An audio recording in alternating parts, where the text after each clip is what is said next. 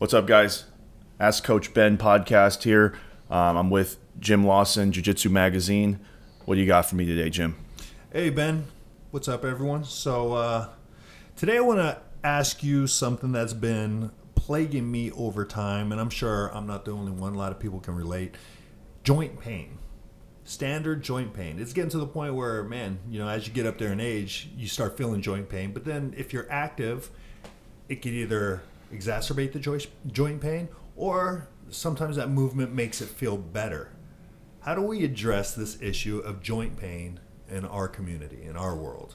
Okay, so joint pain, I assume you're talking about combat sports, jiu-jitsu. Yeah. Okay.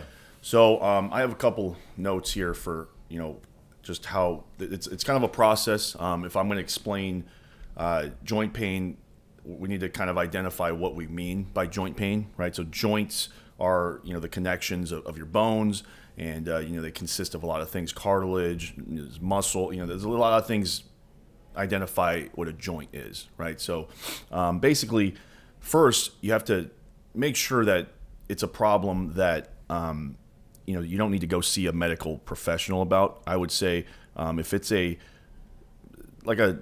something that's just like a dull pain, something that you got from training jiu-jitsu, I would say even then it wouldn't hurt to go see a medical professional and get that diagnosed, and then what you're working with here. Well, I mean, that's always a good starting point, right? Yeah, I want to make sure that everybody knows that, so Right. so we don't just go and play doctor on the internet here. So that's the first step, right? Make sure you know what it is. Okay, it could be a lot of things. People experience pain differently, but when it comes to jiu-jitsu, so I've been around jiu-jitsu for 15 years now. I kind of understand what most joint pain is when you're talking about it from a jiu-jitsu aspect. And you're talking about things like tendinosis, right? Like tendinitis, tendinosis. So there's a difference between the two, right? Okay. Tendinitis is what people usually call like tennis elbow and things like that. But it's Whenever you hear itis, it's Yeah. it's a form of inflammation. yes. So inflammation is like tendinitis. Tennis elbow would be more like a tendinosis, where it may not be inflammation. There might be inflammation in there, but more than likely it's tendinosis, meaning that there's like a degrading of the Deterioration. of the collagen of the cartilage. So when you have tendinosis, like for example me, right? I've been training jiu-jitsu for a while. My elbows are just creaky. Like if I'm in side control and you put shoulder pressure, I might have to tap. Like that's Right. how bad my tendinosis is. And if it's tendinosis, sorry to say, you need to rest. That's the first thing. Joints and things like that, they're not the same as muscle, right? So muscle you can heal sometimes in 72 hours in a short period of time. Joints take longer. Tendons, ligaments take much longer to heal. So that's the first thing, right? Is you just need to rest if it is overuse. Okay, that's something people don't like to hear. But tendinosis is generally just repeated overuse of a muscle or of a joint or of a movement, repetitive movement. And in combat sports like jiu-jitsu, you're doing a lot of repetitive movements, right? Like yesterday I trained, I must have tried to hit like 15 guillotines, right? It's the same motion. So you can get repetitive stress that way. Okay, we'll get to how to deal with it in a second, but I just want to make sure we identify the problem and make sure that we're all on the same page as the definitions, because that's a lot of the times the first problem is we have a different definition. Right. You say joint pain, I'm talking about something else. We're not on the same page. Okay. Another important topic we need to cover is the issue of pain versus injury. Okay, pain does not mean injury, and that's a pretty established fact. You can have pain in your joints, but you can be injury free, right? It's not always the case. Usually, when there is pain, there is some kind of tension or injury going on. But we just need to make sure that we understand that, because that's a common thing too, is people will confuse, I have pain in my elbow, I must have an injury, I must be injured. Not always. Sometimes it can be a defense mechanism to the can be an environmental thing. I like to always use the example of people with, they don't have an arm, right? But they can experience phantom limb pain, right? Okay. Is the pain in the arm?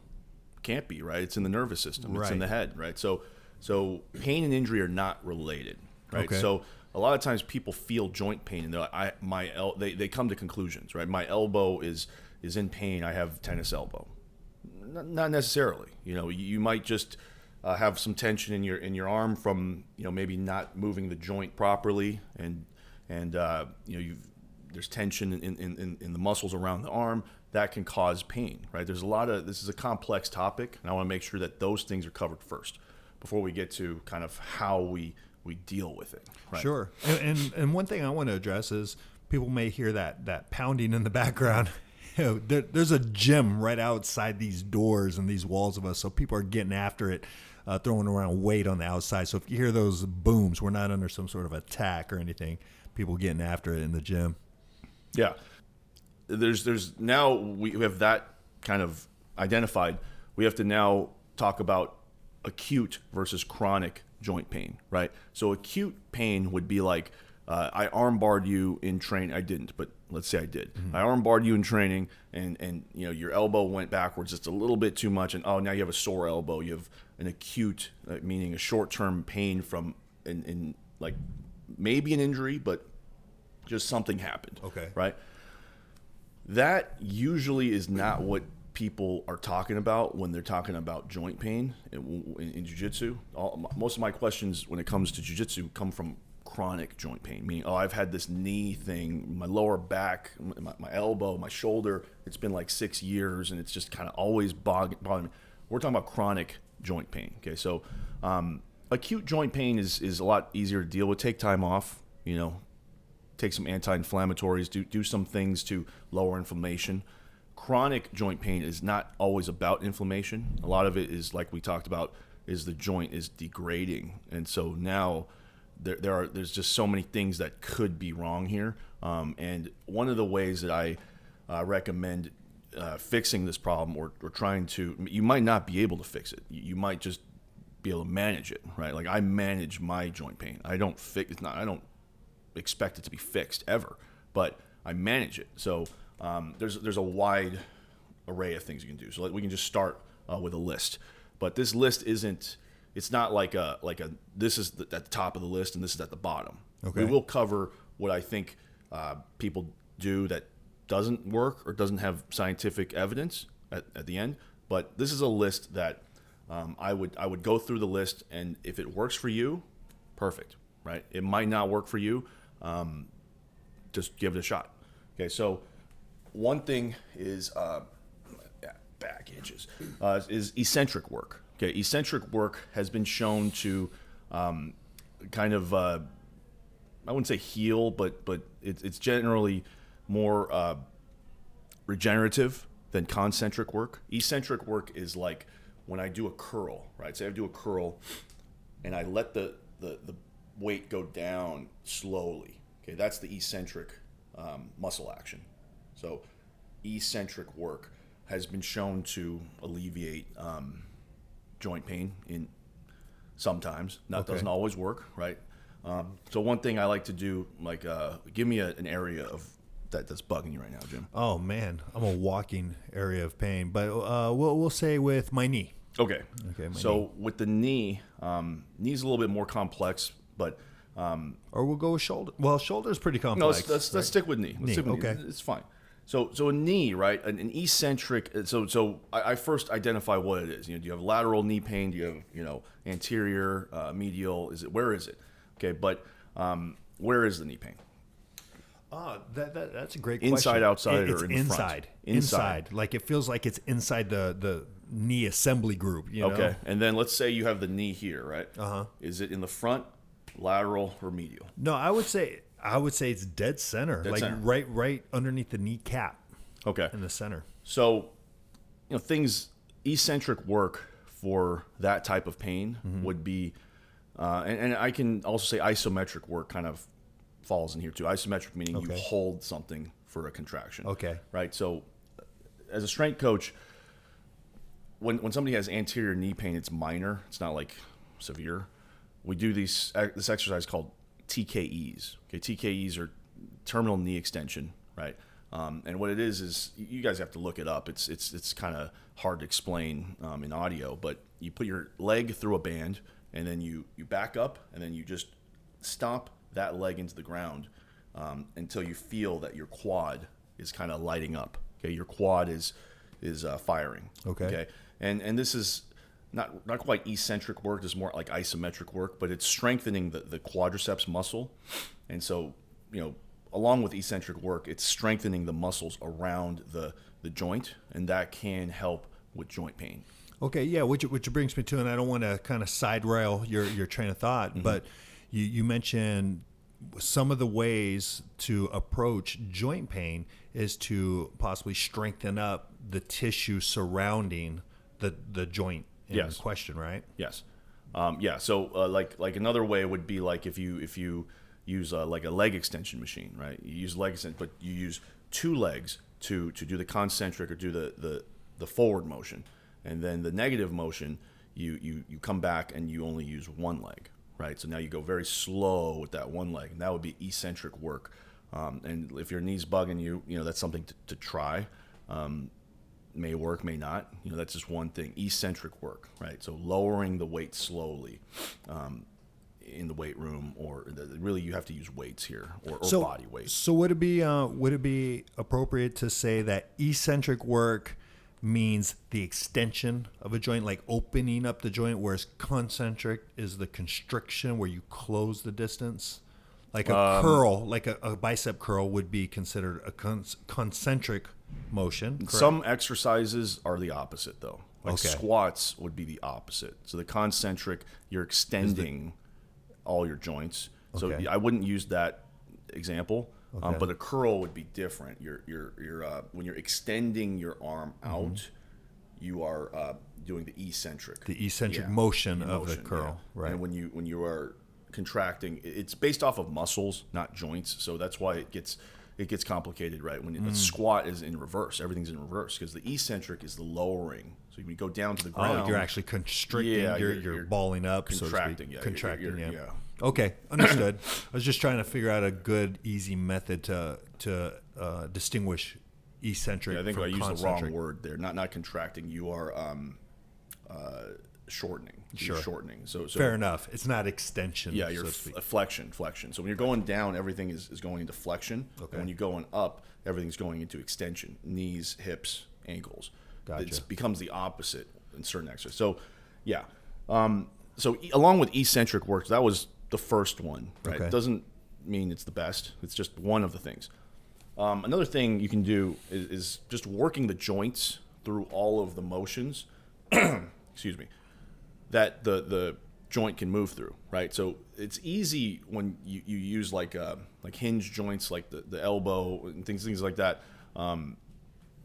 There are certain joints that they don't have many motions, so it's very easy to do, right? Like the shoulder is a little complicated because there's so many. There's a scapula. There's upward, downward rotation, abduction, adduction. There's a lot of movements.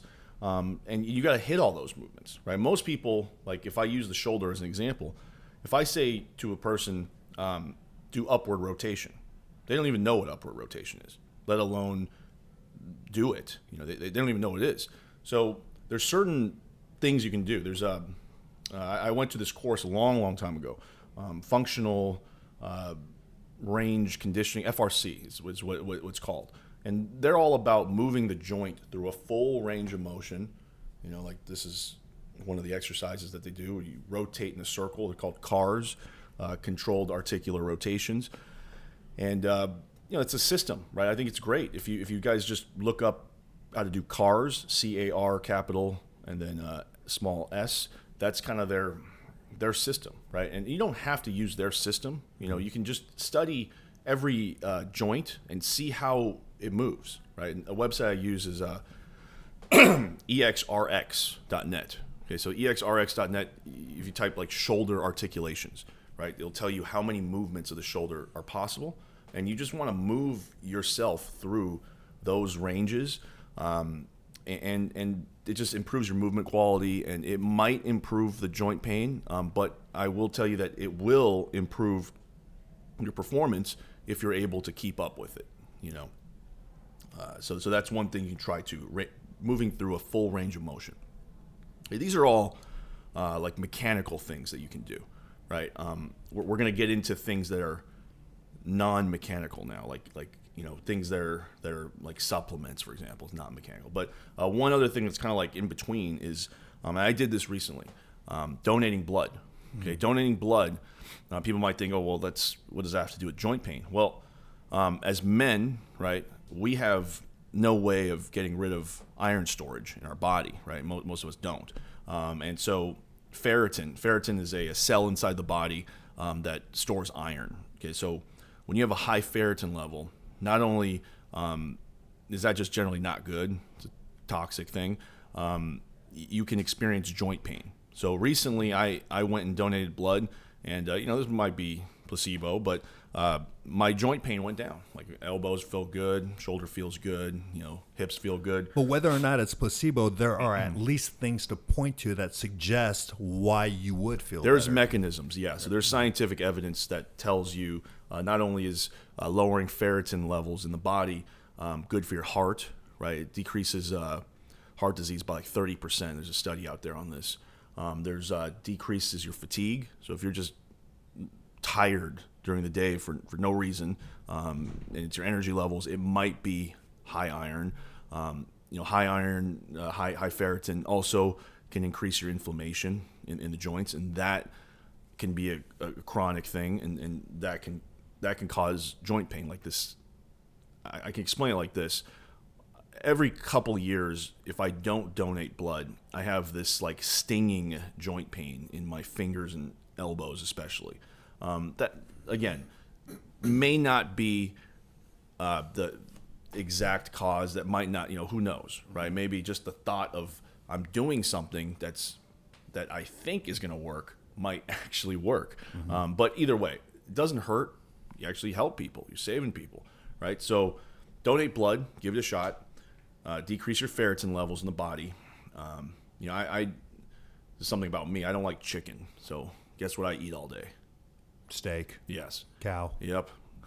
Like I do not eat chicken unless it's fried. But so I end up eating just way too much iron a lot of the times. Okay. And so donate blood. So before we move on beyond donating blood, what do you think is a general barometer of how often you should donate blood? Is this a once a year thing, twice a year thing, generally speaking?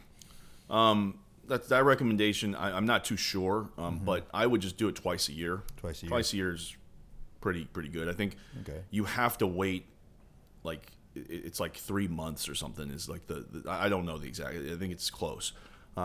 They want you back every 3 months or whatever. But at least once or twice a year, especially if you're an active athlete of some sort. And I'm going to be honest, I'm not doing it to save people. I'm trying to. Well, that's just the honest truth, So I don't want to overdo it. Right. I don't want to overdo it and actually be on the lower end. I just want optimal levels. I'm trying to. It's just a byproduct. It's good for me. It also helps people, and that's great. But primarily I'm doing it because I want less joint pain. Okay. All right. Couple more. So I'll get to supplements at the end because I think it's something that you should really try last. I feel like supplements is not something that you should go and just spend money on because it costs money. Well, it's exactly what the name says. It's a supplement to what you're already doing, what you should already have in place. Yeah. So before that, right, this is one I have problem with this also. Eat more veggies, eat more fish. Okay. Fish is anti-inflammatory. It's got omega-3s. Good for your heart, good for your joints. The general recommendation is to eat fish 3 times a week. Fatty, oily fish. Okay, so salmon, mackerel, raw tuna, the yellowtail.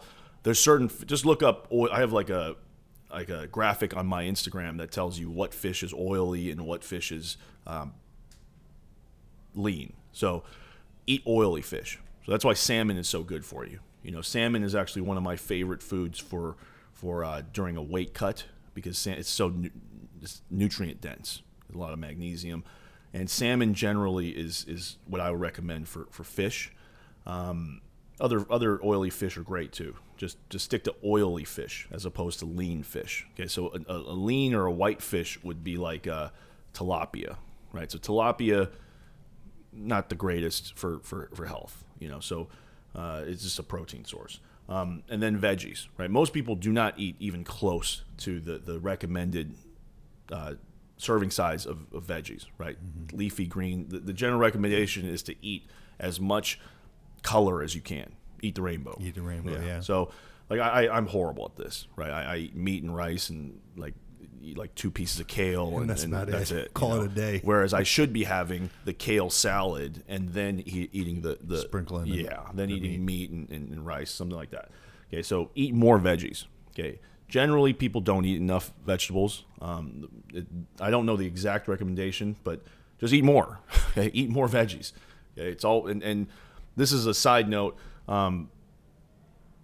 People will try to get their veggies in through supplements or green powder, like you've seen the green powder, Jim. Yeah.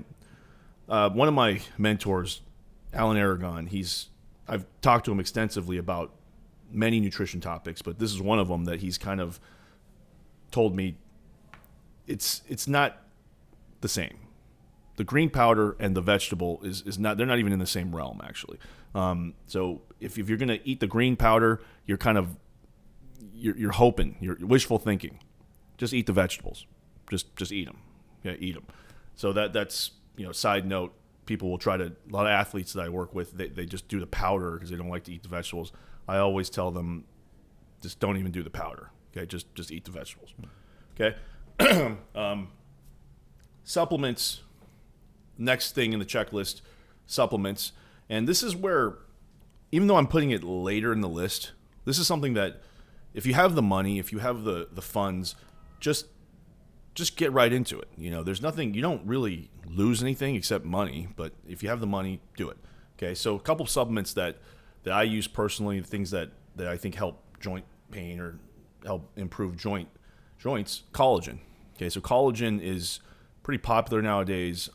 There's some good evidence on it, and I wouldn't say it's concrete yet, but just mix it into your protein. I think I've told you to take it several times. Just mix collagen into your protein shake post-workout. And there was like a study on it where they took a bunch of collagen and vitamin C right after a workout, and it showed improvements in the joints. So again, it just for me, collagen is good because it makes my protein have a little more protein, has more protein content. Now, I wouldn't recommend taking collagen as a substitute for protein because it's not quite at the quality of like whey protein, for example, but you can add it into a whey protein shake and it'll be pretty good. It'll take your protein shake from 30 grams to like 40 grams or something, right? And collagen is just it's in your cartilage, and it's a supplement that I recommend. A couple other supplements, vitamin D, vitamin K. These are generally supplements that people are deficient in anyway, and they have some function with helping joints. Turmeric, I think is very good. You take turmeric, Jim? Not as much as I should, but we definitely have some. The wife loves turmeric. Yeah. Anti-inflammatory. Right. There's a lot of health benefits outside of joints. I take it twice a day, first thing in the morning and then at night, before I go to bed. And, I think it's got good research. Good research is behind turmeric. Curcumin is the other term for it. Relatively cheap. It's not super expensive. They even have juices infused with it, which the wife likes as well. So it's easy to find. So one thing with turmeric is its absorption is pretty poor. So you have to take it either in a pill form that has some kind of blend in it, or you have to take it with black pepper, which is also a blend. Really? Yeah. So okay. Its absorption is horrible. So you need things in it that'll help absorb into the intestine. And that's usually black pepper, or there's some there's like brands that have now. it. How about people that cook with it? Does it lose some of its efficacy? I don't know the answer to that question. That's a Mateo question. Probably. Let's get him on here. Yeah. Let's And talk to a person that's a little more, because I don't know. There's like when you cook, you're adding heat to the thing. Right. I'm not 100% sure. It's like Okay. like if you, this is a weird thought, but like if you take creatine, right, and then you sprinkle it into your food and you cook it, like does the creatine still work? Is there still like an effect? I'm not sure. Like I don't know how that works. I'm not a chemist. So yeah. Okay, so those are the main ones that I would recommend. Collagen, vitamin D, vitamin K, turmeric, fish oil. Right? If you can't do fish, you don't like fish, you don't have money to eat fish or something, just take fish oil. The quality of the fish oil does matter. So it's hard for me to, I don't know where everybody lives, but a site that I think is relatively trustworthy is Labdoor. If you go to labdoor.com and look at their ranking of the quality of fish oil, you don't want rancid fish oil. I always recommend when you buy fish oil, take a bite into it, and you'll know if it's rancid or not. Okay, take a bite. That's a tough proposition, there, Ben. People Biting take into fish oil. If you go to like Whole Foods or something, they sell like the oil where people take shots. Right. So it can't be. I used to do that actually. I used to do that to save money because the pills cost a ton. However, there's the Barleans. I don't know if you're familiar with. Yeah, that I know the brand. brand. Oh man, now they have done it right. They make it very, very tasty. The oil? Yeah, the lemon flavored Barleans fish oil. That's legit. I even had my kid taking it, and they love it. So Really? if you ever get a chance, try it. Really good. And they have flaxseed oil and all that stuff. This is not a commercial for Barleans or anything, but it's legit. The taste is legit. It tastes like an actual treat. Yeah, we don't have any sponsors, so like jelly donut. Yeah, so any Barleans sponsors out there, hit us up. Right. Right. Yeah. So let me get into so those were like the traditional, like easy supplements you can find over the counter.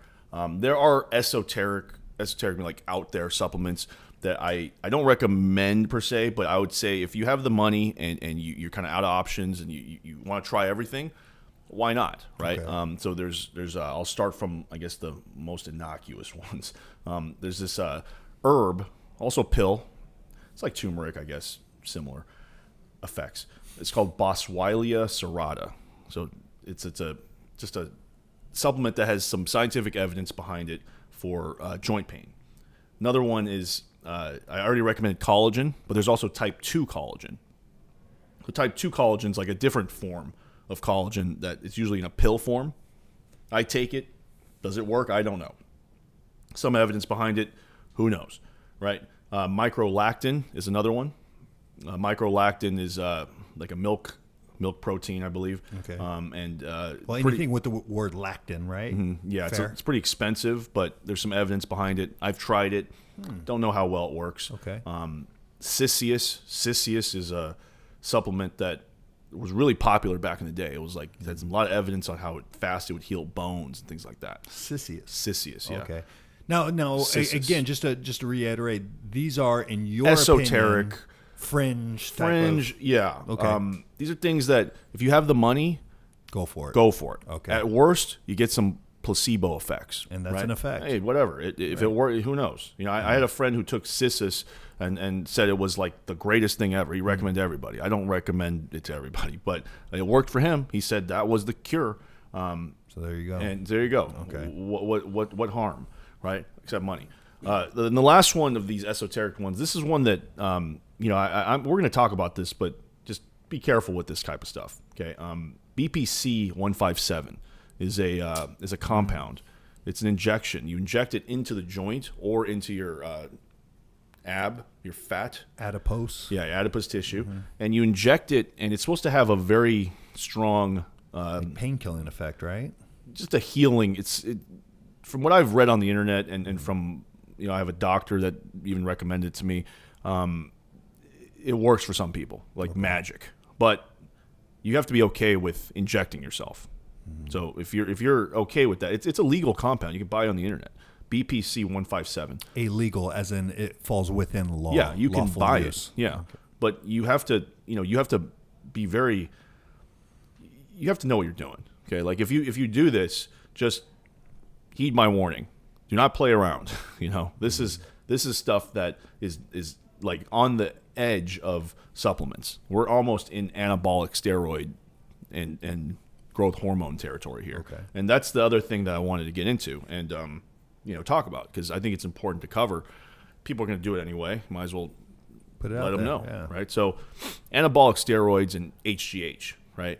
HGH, human growth hormone.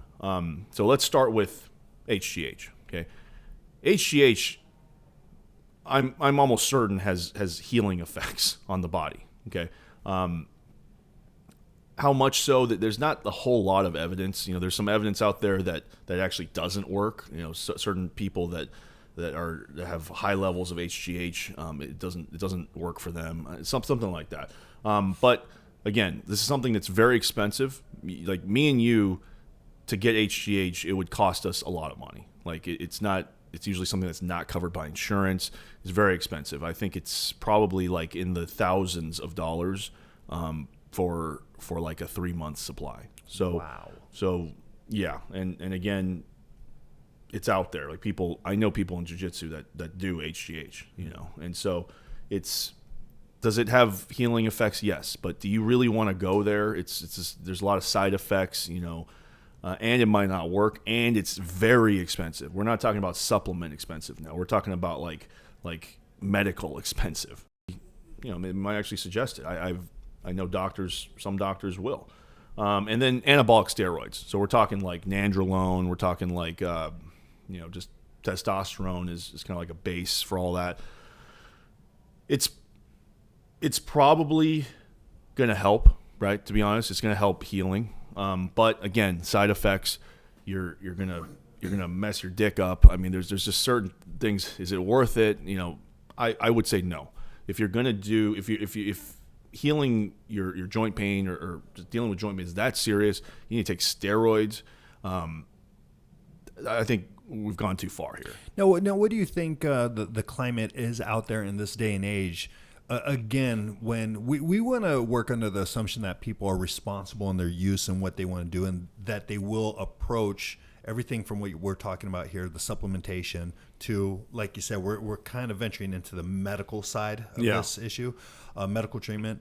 Are there doctors out there that would prescribe some sort of anabolic steroid protocol to treat joint pain that you know of?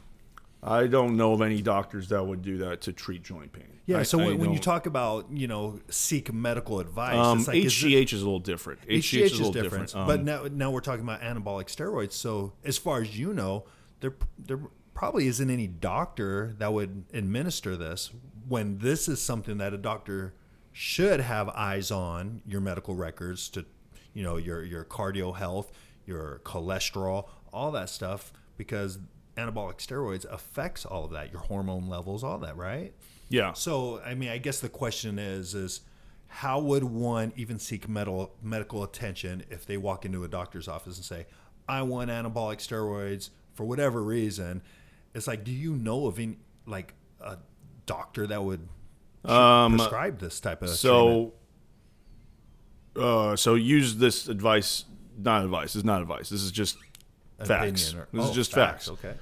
There's a lot of TRT mills in everywhere now. Okay, like now, is TRT considered anabolic steroids, or is this a whole testosterone?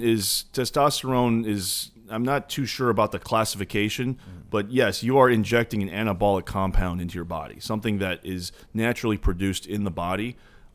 That you will suppress when you inject testosterone. TRT is basically just an injection of like 100 milligrams of testosterone on a weekly or bi-weekly basis. And the idea is to get your testosterone to its natural levels. Mm-hmm. And these are usually for people with low testosterone. But guess what?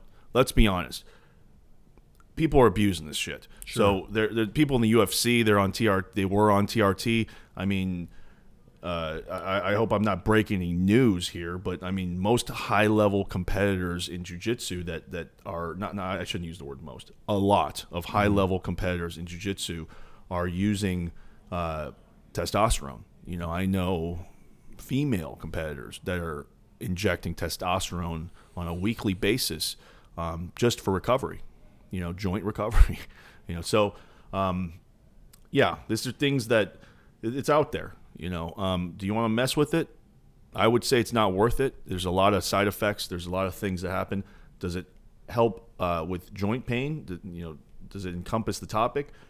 Probably yes. There's science that suggests yes, it does. It does help. Yeah, I would it increases the tissue turnover. So yeah, it should. There's no reason that it wouldn't. I haven't seen the actual data on it, but just by how much muscle mass you're going to gain, there's a correlation there. Okay. All right. So again, most of this stuff is just knowledge. I'm not a doctor. I'm not telling people to do certain things. I'm not even telling you that any medical advice. Right? Go to your doctor. This is just I'm just making noise into a microphone. So there's a lot of things that people do. I see it all the time, and this is the last item that have pretty much no scientific evidence. And I'm sure the list is longer than even the one I made. But they tend to do it, and it works for them. Maybe it doesn't work for them, but they think it works. And my take on that is placebos do have an effect. Like, placebos can work. Now, I don't recommend placebos because it's just irresponsible. Like if I recommend to you cryotherapy, right? I'm not going to say cryotherapy is a full placebo, but the science does not really support its use right now. There's just no rhyme or reason either, So, like if I say, hey, Jim, you have knee pain, you have elbow pain, you have shoulder pain, whatever, go do cryotherapy, right? And you do cryotherapy, and you're like, oh, Ben, it's awesome. I'm all healed. It's all good. Who are you to say at that point? It works. But at the same time, we have to base our recommendations off of science, the strength of the scientific evidence.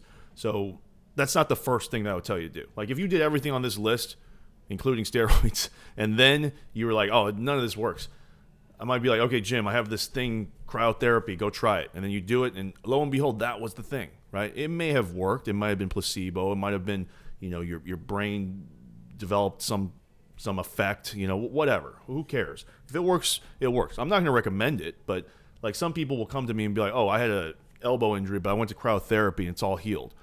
I'm not going to oust them as like, you're dumb for doing that, because it didn't. There's no scientific evidence, because it worked for them, right? So there's a lot of things that people do that don't have scientific evidence. I'm not saying they're bad, but especially when they cost money, when they cost you money, I would be careful with them. Okay, like cryotherapy is one of them, right? It's very expensive. It's not cheap. Over here we have it down the street, $60 a session. Okay, if you're spending $60, you could get like a lifetime supply of turmeric. Right. Icing, icing doesn't have a whole lot of scientific evidence for chronic pain, for chronic joint pain. Icing is good for immediate inflammation. Action. Exactly. You popped your elbow in a arm bar and it's swollen. Okay, ice, inflammation. You got to control the runaway inflammation there. That's important.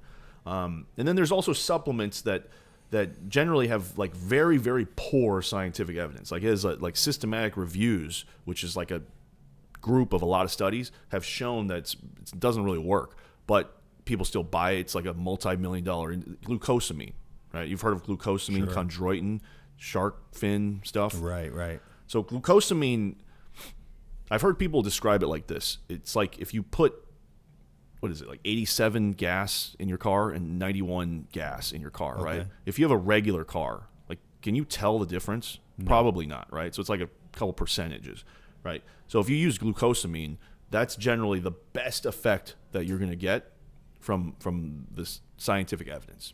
You're just going to get a couple percentages of benefit. I've taken glucosamine. I've probably spent at least $1,000 on glucosamine in my life. I'm serious. Right. I used to take it for like 10 years straight. Right. I can't say they did much. Right. I can't. And there's also theories out there about like how it's it's actually the sulfate content in glucosamine that's working. There's a lot of funky stuff.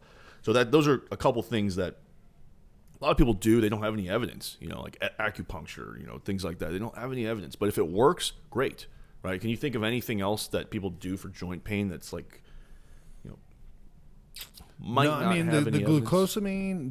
The glucosamine is really the big one. That's, to me, I think that's the most common. If you hang out with anyone or if you're around gym, spending time. What do you do about around gym. joint pain? Oh, Glucosamine. bro. Yeah, twice a day, 6 pills a day. You know. Yeah, you see, the thing is, it's great and it might work, but when you go online, you search for scientific evidence. Oh, here none. you go. Okay. What about topicals?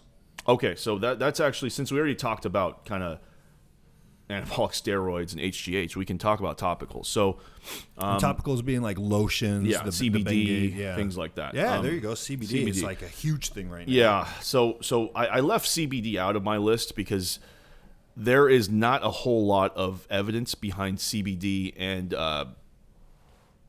joint pain. There is some evidence that CBD can decrease inflammation, but again, we talked about this in the beginning. A lot of chronic joint pain isn't inflammation. It's the degrading of the joint, of the collagen. So CBD, people have used like a panacea, right? It fixes everything. It cures cancer, cures AIDS. Right. I'm making these things up. Right. Takes your joint pain away. You're going to be healed overnight, and your mental health is going to be... You're going to be genius. Yeah, and you're next so Elon Musk. that's the problem I have with things like CBD, right? Or CBD, at least the claims. the people claims, it gets CBD's crazy. not the devil. It's the claims. I've talked about this before, but this is capitalism, right? People like to something that works for them, or they see a function for it.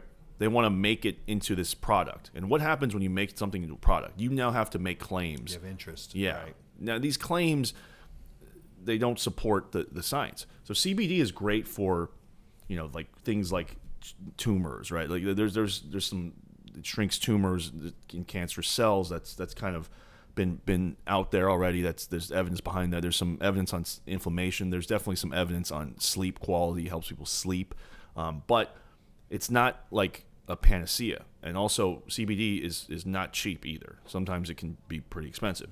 Topical CBD, right? I use it. I don't see any reason not to. It's just, does it work? Who knows? I'm kind of hoping it will work. Okay, and I don't use it all the time. I have a lot of CBD companies just send me stuff, and I'm just like, oh, put it on, and it's okay. If it works for you, keep doing it. If it's working, do it. Okay, as long as it's not costing you anything like a whole shitload of money. And that's your general take on things. If you feel it's working for you, by all means, Yeah. and indulge. Yeah, I'm like in the middle there. So Okay. if you're already doing it and it's working, everything's good. Continue. Right. If you're trying to look for new things, you don't want to go in with quite that attitude, because then you could be spending a lot you're more. spending a lot more money just chasing your tail. Hey, that supplement life gets expensive. Other topical. There's like a lot. You could topical anything. You could probably topical like turmeric if you wanted. But this is something. Again, this is talk to your doctor. Talk to your doctor. This is something that in the U.S. is RX. It's prescription. It's called diclofenac, or Voltaren gel is its kind of like its brand name. So it's like Voltaren would be like Viagra would be like, that's the brand, right? Okay. But Viagra is actually like sildenafil or something Yeah. like that. So diclofenac is the name of the medication, and Okay. Voltaren is the company that is like the name brands, like the Kleenex. Okay. So Voltaren gel, I recommend this. No, I don't recommend this. Excuse me. If I was a doctor, I would say it's something good to have in your pantry for acute injuries. Okay, chronic, there's some evidence that it works. There's some evidence that it doesn't. Voltaren is basically just a topical anti-inflammatory. It's like a topical naproxen. It's a topical ibuprofen. Okay. So anytime I have a tweak, I'll rub it on, and it'll decrease the inflammation, hopefully. But yeah, talk to your doctor. You can actually get it legally over the counter in Canada, I remember. So if you go to Canada, just stockpile it up and drive back. I'd assume Mexico too. Yeah. Yeah, well, you could probably get anything. Yeah. Right. So Not saying we're not saying you should cross the border to illegally access things and cross the border with it. So Voltaren gel, I'm a believer in it. I think it's great for, again, but that's mostly for like chronic, like acute injuries. Chronic, it may or may not work. And then so that was something that does work. Okay, that's something that I believe does have scientific evidence. Okay, we were talking before that about things that don't have much scientific evidence. Okay. So yeah, I think we covered a lot of them. The things that don't have much scientific evidence: cryotherapy, icing, like your elbow's been hurting for a year, so you've been icing it the whole year. Like at that point, ice ain't gonna work. Heat may actually benefit you more than ice.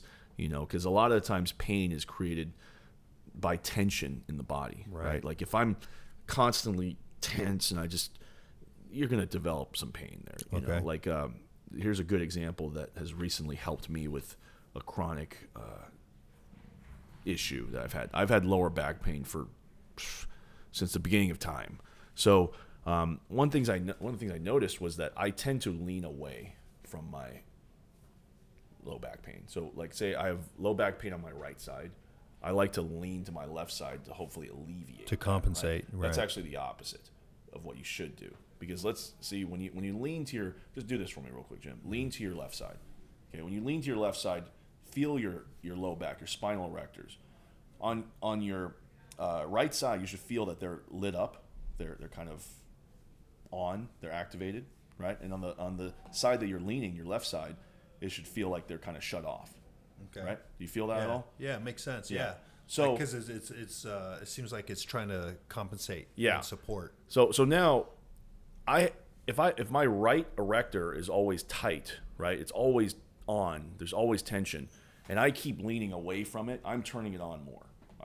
I'm creating more tension. So something that's helped me recently is just to decrease the tension by leaning more into the side that I have that low back pain. And see, now when I lean to the right side, you can tell it kind of shuts off that erector muscle, and it's not constantly firing, So a lot of joint pain at the end of the day could be just this constant firing, this constant tension of the muscle that never gets shut off. Even when you're going to sleep, it's probably turned on. Mm-hmm. So yeah, that there's hopefully that was enough actionable items, enough practical things that you guys can try, and yeah, I think we covered most of that topic. It's a very complex and broad topic, joint pain. There's a lot of things here, and not one of these items on the list might be able to fix this problem, but it at least gives you actionable steps to start taking. And I want to make this very clear. Rest is one of the biggest things, right? If your joints are in pain, much of the time it's because you've overused that joint, okay? Especially if there's no injury, right? So, anything else, Jim? Rest? Nope. We got it. So, rest is the paramount. Condition the surrounding tissue, work on the surrounding tissue of a joint. There's two things you can do. There's mechanical things you can do, and then there's like diet things that you can do. I would do both. Right. I would do a good place to start would be to do eccentric exercise with your weightlifting, and then on top of eccentric exercise, you can go and donate blood. Right. Donate blood. Right. Then you can also add in turmeric. Right, you can add in, let's say you add in vitamin D, vitamin K, turmeric, and collagen. Okay, you add in those 4 big ones, and then you also decide, hey, I'm gonna go and I'm gonna try fish oil too. Well, it sounds good. Yeah, I think we wrapped up some good major items to start with and to work with for people to address their joint pain on their own. If they have any more questions about joint pain or anything else, nutritional, strength and conditioning wise, or even jiu-jitsu related, I guess they could post something on any of the social media platforms. Use the hashtag AskCoachBen. And yeah, maybe we'll see it, and then we'll start addressing some of these items. Yeah, you can also message me on Instagram at Coach BZ.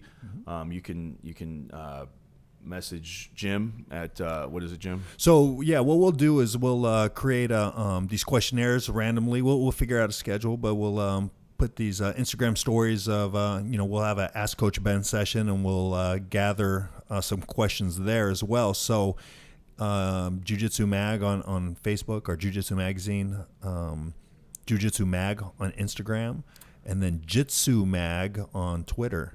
So, or you just go to jujitsumag.com and get it done right there. One last thing, they're not a sponsor yet, but thank you to the Iron Neck for sending me one of those, and I'm going to test it out and give it a shot and see how that goes and come up with some exercise for it. Thank you. Iron Neck, and a big shout out to Muscle Farm too. Muscle Farm, of course. The Muscle Farm community really allows us basically a playground to test a lot of these modalities and theories and things like that. Yep. So, very good, Coach Ben.